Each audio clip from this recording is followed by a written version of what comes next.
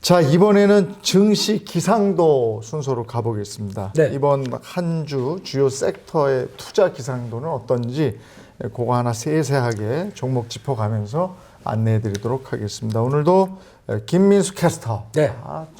충실하게 전해드리겠습니다. 오늘의 투자 날씨를 준비를 해봤습니다. 일단 2차 전지 섹터부터 살펴보게 되면은 일단 전망은 맑습니다. 맑은데 이게 조금 긴 시각으로 봤을 때 여전히 앞으로에 대한 2차 전지 쪽은 우리나라가 미국에 가서 투자를 하면서 나오는 성과까지 기대한다고 하게 되면 좋습니다만 좀 짧게 본다라고 하게 되면 4분기에는 조금 좀 우려감이 있습니다. 네. 대표적으로 LG에너지 솔루션 같은 기업이 거기에 해당되겠죠. 네. 근데 LG에너지 솔루션이 최근에 또 많이 올랐습니다. 네, 거의 30만 원대 있다가 또 한 2배 이상 올랐어요. 네, 이렇게 올라올 정도로 네. 많이 올라왔는데 이게 중요한 거는 4분기 때는 보통 이런 이제 투자를 많이 하고 이제 성과가 막 나오는 회사들 같은 경우는 약간 재고 조정이 들어갑니다. 네. 그래서 이번 올해 열심히 달려오다 보니까 이건 좀 뺄 거 빼고 하다 보면은 정리하는 차원이 나오죠. 네. 4분기 때는 생각보다 요 재고 조정 비용이나 관련들이 들어가서 네. 요즘 보면은 또 한참 2차 전지 간다 그러면 양극재 업체들 뭐 네. 에코프로, BM, LNF 이런 종목들이 많이 갔는데 좀 많이 쳐져 있습니다. 이게 다 이런 이슈가 있기 때문에 아마 4분기 실적 가지고 좀 주춤하는 것들을 오히려 내년까지 생각한다라고 하게 되면 이용하는 것도 괜찮지 않나 싶은데 아마 그 탄력도는 계속 봐야 될 것 같고요. 그렇습니다. 그리고 두 번째로 요즘 또 얘기가 많은 것 중에 하나가 조선업종입니다. 네, 이쪽은 일단 보통으로 그려놨는데요.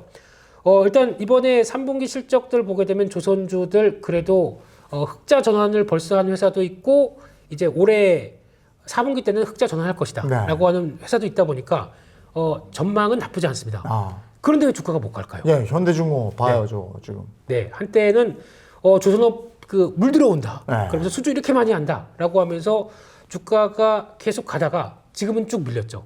이게 반짝인데 조선업이 조금 이렇게 더디 가더라고요, 보면. 그러니까 저희가 생각하는 것만큼 그렇게 강하게, 그러니까 올라갈 때는 괜찮아요. 네. 올라갈 때 패턴 보게 되면 이거 이제 이게 지금 주봉인 겁니다. 네, 그러니까 올라갈 때에 대한 일별로 돼 있네. 월입니까? 월일 월이. 예.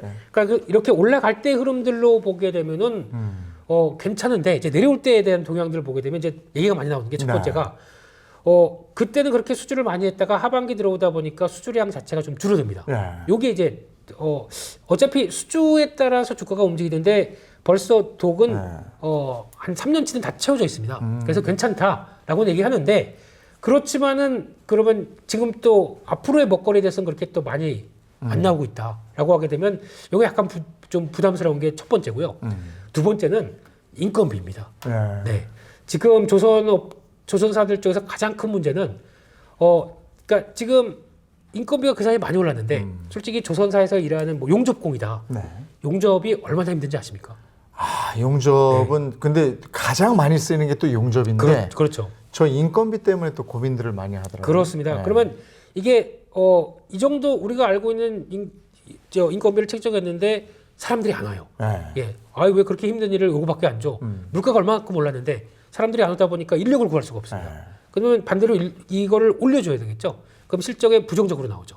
그러다 보니까 진퇴양난 쪽에서 지금 어쩔 수 없는 상황들인데 여기에 해결이 돼야 어떤 잘못하게 되면 이거 제대로 배 인도 못하게 되면 위약금 옵니다. 그게 더 큽니다. 그러니까 요거를 차라리 적당하게 인건비를 올려줘서 사람 구해서 제대로 가는 게 지금 당장의 실적은 좀 위축된지 몰라도 또 해외 인력 쓰는 문제 같은 것도 나오더라고요. 베트남 용접공과도 또 문제가 있었죠. 네, 그래서 아마 이거는 이 인력 문제를 얼만큼 잘 조정하느냐가 단기적으로 관건이 아닌가 싶습니다. 네. 세 번째로는 인터넷 게임. 이거 모르겠어. 네, 네이버 카카오 여기 들어가 있고요. 네, 그리고 지금 또 너무 많이 가지고 있잖아요. 그렇습니다. 삼전이 600만이면 네이버 카카오도 거의 거기에 버금갈 거예요. 비슷합니다. 개인들이 한 2년 동안 가장 많이 산 종목 1위가 삼성전자. 그 다음이 네이버 카카오 순이다 보니까 당연히 관심이 많으시겠죠. 근데 아쉽지만 흐름이라고 표시 드린 거는 그동안 너무 많이 빠졌기 때문에 최근에 올라오는 건 맞습니다. 카카오가 뭐 좀 눈부시게 올라왔다 이런 얘기. 카카오가 그렇죠. 카카오가 근데 야, 저거 봐요. 미끄러진 거 보세요. 많이 올라온 게 이겁니다. 아이고 저희 한 뭐 12만 원, 10만 원대 이때 물 타셨던 분들 어떡할까요 이거? 네. 저 때들 많이 갔죠. 네. 야, 더 떨어지겠어 이러고 10만 원이 붕괴됐을 때 많이 갔거든. 그렇죠. 네? 그리고 그래도 우리가 매일 쓰는 카카오인데. 그럼 네. 이제 뭐 가도 어디까지 가겠어 이런 건데. 그렇죠. 그리고 그러니까 그때 보면은 저희가 이제 보통 주가가 이게 싼지 비싼지에 대한 계산도 좀 해보시고 네. 가셔야 되는데 이제는 지금 아시기 시작하죠. 아 이게 저희가 시가총액이 이게 얼마짜리인데 네. 이게 이럴 때는 비쌌구나라고 하는 걸 알게 되고 게다가 이런 종목들은 저희가 보통 얘기하는 그런 때죠. 금리가 낮을 때는 네. 저런 성장주라고 하는 종목들은 역시 금리 낮을 때는 계속 성장할 거니까 투자가 또 많이 가고. 그렇죠. 네. 이건 계속 비싸게 가도 돼라고 했지만 이제 금리가 올라갑니다. 네. 그러다 보니까 투자를 할 때 조달 비용도 많이 생기고요. 그리고 그때보다는 아이 굳이 내가 왜 이런 비싼 종목을 사? 차라리 그냥 예금하는 게 훨씬 낫네. 네. 이런 상황이 되다 보니까 이게 좀 외면받는 과정이죠. 그리고 또 카카오 좀 얄미운 짓을 했잖아요. 그래서 그것 때문에도 많이 떨어졌잖아요. 네, 좀 지탄 받을 일을 많이 네, 했죠. 네. 네, 그리고 만약에 이게 예전에 올라올 때 한 17만 원대 카카오와 지금 카카오는 다릅니다. 왜냐면 그 사이에 분사를 다 했거든요. 맞아. 네, 그러면 그때 갖고 있었던 가치들은 많이 다 네. 독립한 상황이기 때문에 아무리 카카오가 이제 또 가치가 있고 예전에 금리가 또 이제 변화가 돼서 나온다고 하더라도 10만 원대 이상 가서 평가받기에는 어려울 수 있다. 게임주 같은 것도 마찬가지잖아요. 그렇습니다. 게임 쪽도 의외로 지금 강한 쪽이 앞서 저희가 가상화폐 얘기도 했지 않습니까? 네. 그러니까 가상화폐를 이용해서 게임이 이어진다라고 하게 되면 P2E라고 하는 네. 이 게임들은 작년에는 엄청 부각을 많이 받았었어요. 뭐 위메이드나 네. 뭐 이런 또 네오위즈, 컴투스 이런 건 다 그쪽 한다고 그래서 부각 받다가 반대로 NC소프트 뭐 펄어비스 이런 회사들은 안 한다고 그랬었어요. 근데 그게 지금은 오히려 득이 되네요. 근데 네. 바닥에서 하여간 제법 갔네요. 가기는 지금 많이 왔네. 네, 한 아직 택도 없지만 그래도 제법 왔네요. 그런 가운데 최근에 또 마이크로소프트 CEO가 방한을 해서 아, 맞아요. 예, NC소프트와 뭔가 좀 손잡아 보려고 하는 의도가 나오다 보니까 마이크로소프트는 저희가 얘기하는 엑스박스라고 하는 네, 그러니까 플레이스테이션 같은 게임을 운영하다 보니까 이런 게임 쪽에서 가장 중요한 부분들은 그게 있어야 됩니다. 컨텐츠가 중요하죠. 네. 그거를 NC소프트가 리리즈만 하지 말고 그런 것 좀 만들어줄 수 없겠니? 네. 라고 하는 과정이 나오게 되면 이게 또 기대감이 생길 수 있는 거죠. 아하. 네. 예.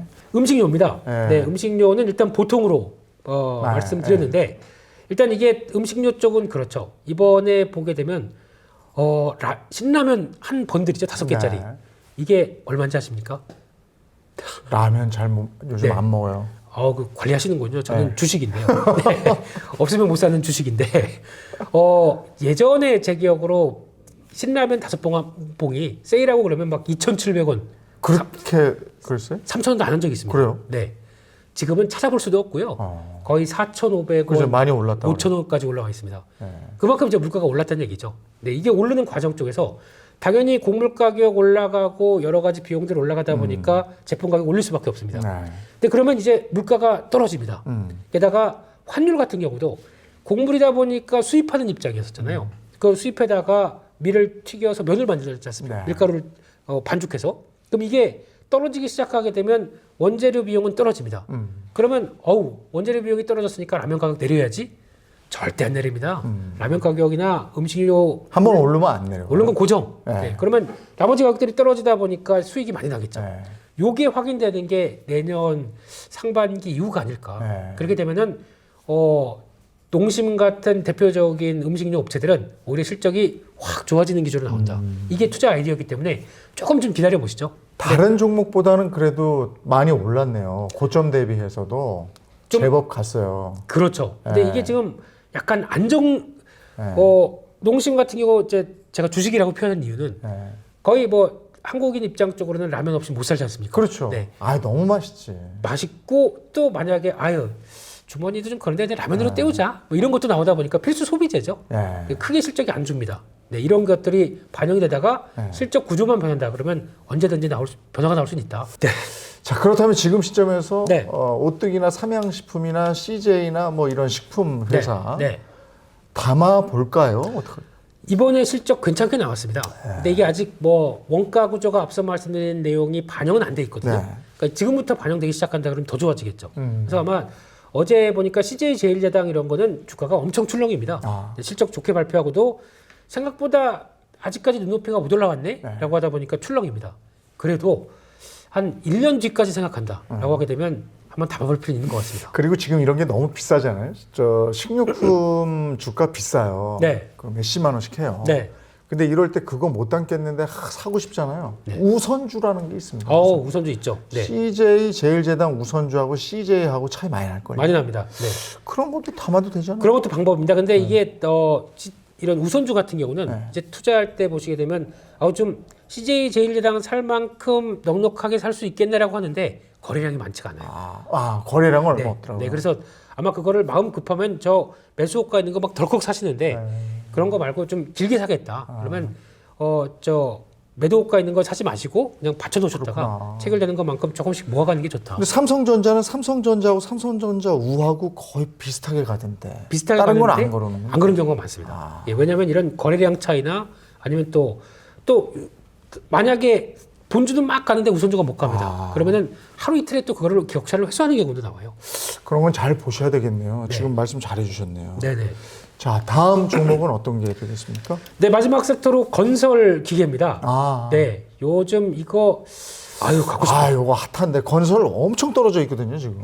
건설은 떨어져 있는데 네. 건설 기계가 뭐냐면 저희 보통 얘기하는 굴삭기 이런 거죠. 인프라코. 예, 인프라코. 예, 네. 현대두산 인프라코 보면은 이거 무슨 진짜 중소형주가 하늘 보르듯이 올라가듯이 엄청 많이 올라갔습니다. 그게 두산 인프라코였는데 현대가 가져갔군요. 그렇죠. 현대건설기가 가져가면서 나오는데 주가도 업황도 일단 맑음으로 말씀드리고 싶은데 왜 그럴 수밖에 없느냐면은 이게 지금 저희가 건설업종 안 좋고 중국 안 좋다 보니까 이거는 별 관심이 없었습니다. 근데 어떤 변화가 실적 발표를 딱 봤는데 이거 제법 올랐네 밑에서. 네, 뭐 거의 이렇게 확 올라오겠어? 올랐네. 라고 이거 거의 지금 2배 났습니다. 야, 단기간에. 아니 저기서 샀으면 됐잖아. 저 올라갈 때도요.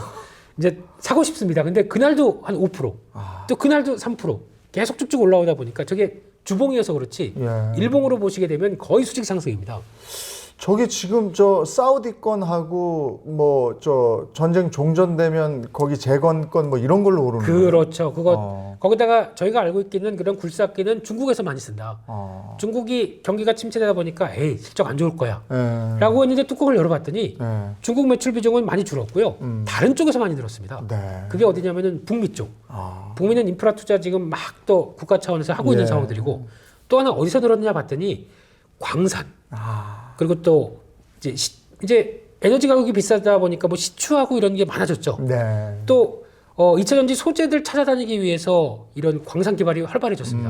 그럼 거기서 쓰는 쪽이 더 늘어나다 보니까 이렇게 그게 수혜로 받기 시작하면서 움직이네요. 그래서 아마 이 실적 기조가 계속 이어진다라고 하게 되면 나오는 이제 현대두산 인프라코어, 현대건설기계 같은 이제 맥락으로 봐야 되겠죠. 자, 오늘 이렇게 나와주셔서 시원하게 얘기해 주셔서 고맙습니다. 함께 해주셔서 고맙습니다.